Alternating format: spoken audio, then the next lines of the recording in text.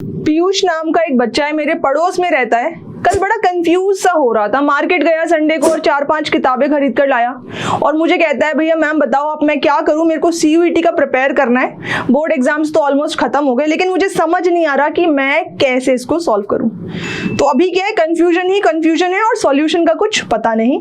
तो उसका ये जो कंफ्यूजन देखकर मेरे को लगा यार मैं एक जनरल वीडियो बनाऊंगी, आपकी जो बेस्ट स्ट्रेटेजी हो जिससे आपका CUET एग्जाम 100% क्रैक हो जाएगा वो मैं लेकर आऊंगी। और मैंने पीयूष को भी बताया वही चीज और अब मैं आपको बता रही हूँ, ठीक है। सबसे पहले तो आपको करना क्या है बेटा, ABCD ये 4 चीजें याद रखनी है, क्योंकि CUET के एग्जाम में या तो आप जनरल टेस्ट अकेला यही दे रहे हो या फिर जनरल टेस्ट के साथ साथ डोमेन सब्जेक्ट का भी एग्जाम दे रहे हो, है ना। यानी जनरल टेस्ट सबके लिए कॉमन है। लैंग्वेजेस की मैं बात नहीं कर रही हूँ कि भैया आपकी जो भी परफेक्ट लैंग्वेज है, हिंदी इंग्लिश कॉम्बिनेशन या फिर कोई स्टेट लैंग्वेज, वो आपको आती है ना, और जो लैंग्वेज आपको आती है उसमें आपके मार्क्स आ जाएंगे। लेकिन अगर मैं बात करूं सबसे पहले तो GT बोले तो जनरल टेस्ट की, किसकी बात हो रही है बेटा, जनरल टेस्ट की बात हो रही है, ठीक है। तो जनरल टेस्ट में ABCD क्या है, A फॉर एटलस, ठीक है, A फॉर एटलस। इंडिया की ज्योग्राफी के बारे में आपको जितनी ज्यादा बातें पता हो उतना अच्छा। कौन सी नदी ईस्ट से वेस्ट को जाती है, वेस्ट से ईस्ट को जाती है, कौन सी नदी सबसे लंबी है, कौन सी नदी सबसे छोटी है, कहाँ लोहा पाया जाता है, कहाँ कोयला पाया जाता है, साउथ इंडिया का सबसे ऊंचा पहाड़ कौन सा है, ठीक है। इस तरीके की जो बातें हैं जो आपने 6th 7th में पढ़ी थी, बहुत ज्यादा बातें नहीं होंगी, कुल मिलाकर कुछ ऐसे 20 to 25 फैक्ट्स होते हैं बेटा, ठीक है। तो लगभग ये जो मोटा मोटी इंपॉर्टेंट की पॉइंट्स है about your own country India, ये आपको पता होना चाहिए। A फॉर एटलस के अंदर ये आता है। दूसरा अगर मैं बात करूं B फॉर, तो B का मतलब है बेटा बुक्स एंड ऑथर्स। जो लास्ट ईयर CUET का पेपर आया है उसमें बुक्स एंड ऑथर्स के ऊपर क्वेश्चन आया है। तो बेटा ये मान के चलो कि 2022 मार्च से लेकर 2022 मार्च से लेकर अभी तक, और यहां पे मैं आपको ये भी बता दूं कि अभी तक का मतलब क्या है, अभी तक का मतलब है मार्च 2023 मार्च, ये मतलब है, ठीक है। तो यहां तक जितनी भी बुक्स पब्लिश हुई है उनके नाम और उनके ऑथर्स पता होने चाहिए। भैया अगर बहुत सारी बुक्स पब्लिश हुई हैं तो भी आप ये याद रखो कि कुछ टॉप 10 ऐसी किताबें होती हैं, टॉप 10 ऐसी किताबें होती हैं जो खास होती हैं, जिनकी रेटिंग ज्यादा होती है। तो लगभग मान के चलो कुछ 10 टॉप बुक्स और उनके ऑथर्स, नाम और ऑथर्स ये पता होने चाहिए, ठीक है। C की बात करें तो C का मतलब है चेयरपर्सन, ठीक है। C का मतलब है चेयरपर्सन। पिछले साल क्वेश्चन आया था कि बताओ SBI का चेयरपर्सन कौन है।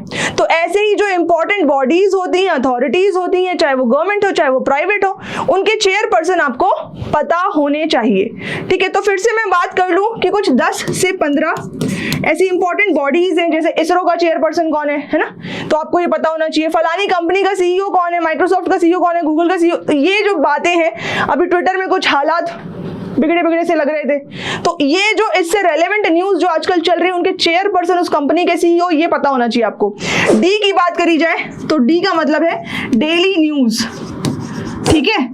और डेली न्यूज देखने के लिए बेस्ट चैनल जो मैं आपको रेकमेंड करूंगी वो है DD न्यूज। शाम को बेटा आज से ही रोज 8 बजे बैठो और 8 बजे से लेकर आधे घंटे में दिन भर की क्या खबर है वो देखते रहो और डेली फॉलो करो।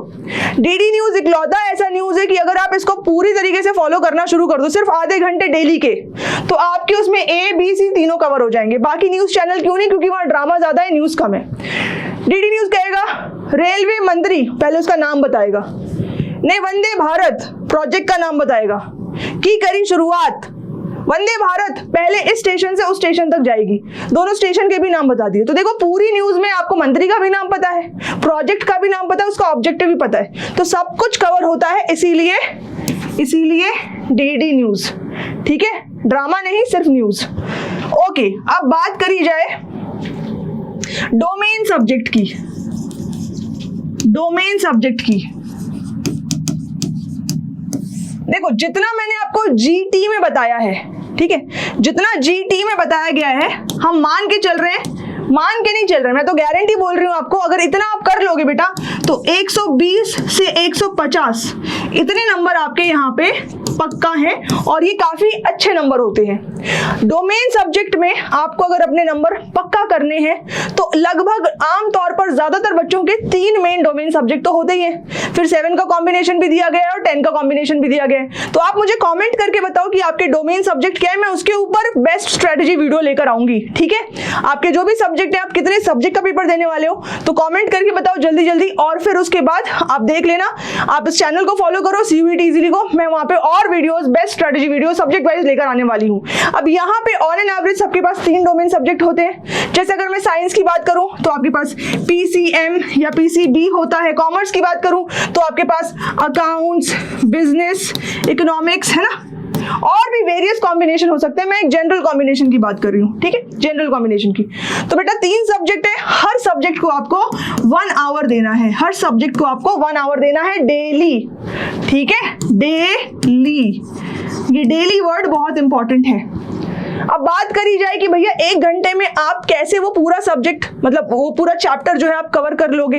देखो बेटा, अभी से लेकर आपके पास 15 से 20 दिन हाथ में मोटा मोटी है CUET की प्रिपरेशन के लिए, और एक किताब में लगभग 15 चैप्टर होते हैं, किसी में 20 भी होते हैं। मैं ज्यादातर की एक एवरेज वैल्यू की बात कर रही हूँ कि एक किताब में 15 चैप्टर होते हैं, तो आज से भी शुरू करते हो, है ना, 20 दिन हाथ में लेके चलो, तो एक दिन में आपका 1 घंटे में एक चैप्टर आपको करना पड़ेगा। ठीक है, तो बेटा सारा आप पढ़े हुए हो, CBSE का एग्जाम आपने दे दिया, पढ़ाई करी हुई है, तो आपको मोटा मोटी क्या करना है। जैसे अगर मैं बात करूँ मैथ्स की, ठीक है, अगर मैं बात करूँ फिजिक्स की, अगर मैं बात करूं इकोनॉमिक्स की, ये सब्जेक्ट में, तो बेटा हर चैप्टर का फॉर्मूला चार्ट,